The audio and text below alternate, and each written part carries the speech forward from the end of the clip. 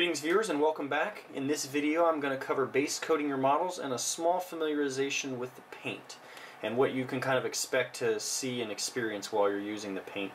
There's, again, like I covered in the other video, a very large number of brands of paint out there, and each one is different in consistency. Sometimes within brands the actual colors can vary in their consistency as well. For the purposes of this video I'm going to use the Folk Art Daffodil Yellow, just to give you a general idea of what you can expect when dealing with some of the types of paints that are out there. This paint is typically very clumpy and thick to begin with. You're going to want to water it down. A lot of times you'll hear people say you want your paint the consistency of milk. That's a somewhat good comparison. I wouldn't say I wanted it that soupy. I don't typically use my paint that watery, but I'll kind of show you. First thing you want to do is shake up your paint pretty good before you get it out of the container to mix up some of the pigments that may settle in different layers, again depending on which brand you're using. I'm going to go ahead and show you two different kind of consistencies you can deal with the paint here. I'm going to squirt some of it out on here so you can see how thick and goopy it is, and then I'm going to use this little fine cast, or actually metal model tray here, to put some paint in there so I can mix it with the water. So let me zoom in on this paint real quick. As you can see, it kind of almost looks like butter. It's very thick and goopy. If let's say I were to poke this, I mean, you can easily see how goopy it is. It's almost more the consistency of nacho cheese. You don't really want that, again, when you're painting your models, and there's a couple reasons for that.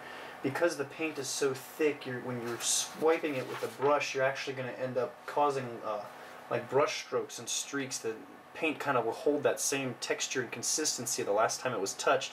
So if you don't get it all smashed down and jammed into the crevices, it's going to kind of have a tendency to just sit wherever it wants if you don't tell it to go elsewhere. So typically you can thin down the paint by adding a little bit of water to it. Again, this particular one is very clumpy and gloppy. I'll usually use toothpicks or a paper clip or whatever I can find to kind of swirl it around, and you want to make sure you get a good mixture with the water. So that's kind of spread out a little bit, but it's about the consistency that I would want to use to paint on my models. And I'll go ahead and show you first what it looks like with the gloppy paint. Let me zoom out just a little bit. So if we take the paint without adding water to it and we kind of just dab in it, you can see it's really clumpy and gloppy, and as we wipe the paint on the cardboard here, it tends to hold a texture. You can kind of see the little ridges that are in the paint there.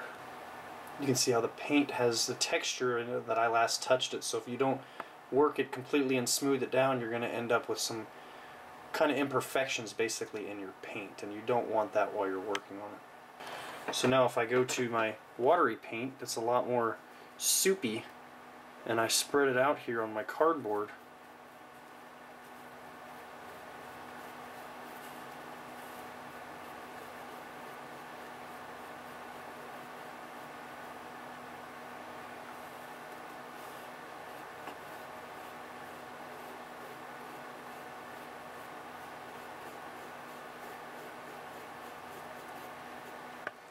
you can see a little bit of the brush strokes in the watery paint, but depending on the consistency and how watery you make your paint, those will actually lay themselves down and kind of level itself out rather than stay clumpy and chunky such as the thick unwatered paint. So that's kind of what you're looking for when you're putting a base coat on your models.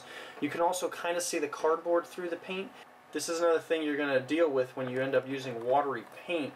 What you're going to do is you're going to end up having to put more than one coat on it, but again, it's going to level itself out. It's not going to be textured and chunky, and it's going to give you a little bit more even of a coat across the whole model. So again, you may have to do 1, 2, and possibly even 3 coats depending on how watery your paint is. And this can also be a benefit as well. This is another reason why I use white primer. Depending on the models that I'm painting, if the white primer is just barely showing through those layers of paint, it will actually kind of help you highlight some of the areas that are higher up on the model where you would normally go afterwards and do some highlights, as the paint will tend to run off of that area and again expose a little bit of the white through the paint. So depending on how many coats you put on, you can run into that and use that to your advantage as well. I'm going to go ahead and actually mix up some paint and put a base coat on one of the Gene Stealer that we primed earlier. There's no finesse or special technique required when it comes to base coating your models. The main thing that you want to keep in mind is the consistency of your paint. Remember, you want it somewhat runny, but not so watery that you end up having to put 5, 6, or 7 coats of paint on your model. The reason you want the paint liquidy is just so that it kind of flows into all these crevices and the details nicely and lays itself out, and there's not really any textures or chunks and clumps of paint visible. Another thing that you want to keep in mind, the base coat is obviously going to be the main color of your army. So for example, Blood Angels, you're going to want to paint them some form of red. Ultramarines, you're going to want to use some kind of blue. Grey Knights, some kind of grayish silver color, obviously. It's going to be basically the lowest level possible, such as on this Gene Stealer, it's going to be the basic skin tone for the body. And then I'll end up getting into the trim and detail work later where I paint the carapace pieces, the eyes, the teeth, and all that different colors. But for right now, I want to get everything this main brown color, as that's going to be the main color of my army. Same thing if you're painting orcs or something, it would be the green skin and such, because the armor and everything else would be on top of that. It's much easier to paint the lowest level first and build off of that rather than paint all the armor and then try to go underneath without slopping too much paint around. Again, the whole premise of doing your base coat is to just jam this color everywhere that is possibly able to get paint on it, so that you can get all that out of the way, get everything covered up, and then when you get into your detail work, you just kind of build off of that, and you don't have to worry too much about the primer showing through, which is again another reason why I like using white primer, especially with this brown paint. It does a very good job of contrasting and tells me, hey, you need some paint in here, you missed a spot. When you're putting a base coat on your models, it's best to do multiple models at one time in kind of an assembly line.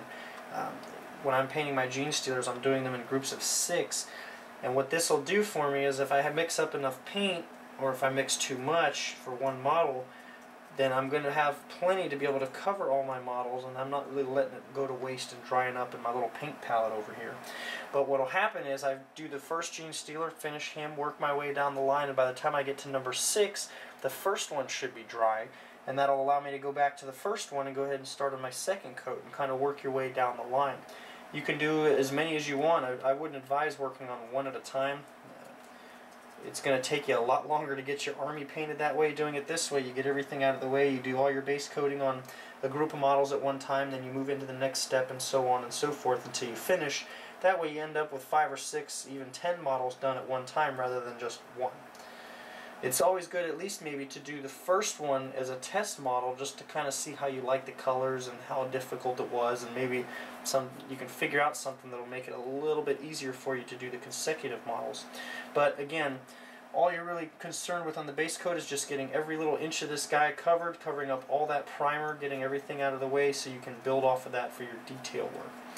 Which it looks like I'm about done with the first coat on this one. So I'm going to go ahead and close out this video. I'll put the second coat on off camera. There's not really a need to see me doing that since you're obviously seeing me put the first coat of paint on here. And when we come back in the next video, I'm going to go ahead and get working on the detail parts such as the carapace, the eyes, the teeth, the mouth, and I'll show you how I do that and how you can apply it towards your particular models and your army that you've chosen. So if you found this video helpful, please like the video. If you found there's anything that you'd like to see in more detail that perhaps I didn't cover, if you have any questions, any comments or concerns about anything I've done so far, please let me know and leave a comment below. I will do my best to get back to you as soon as I can. And thank you for watching, and I'll see you in the next video.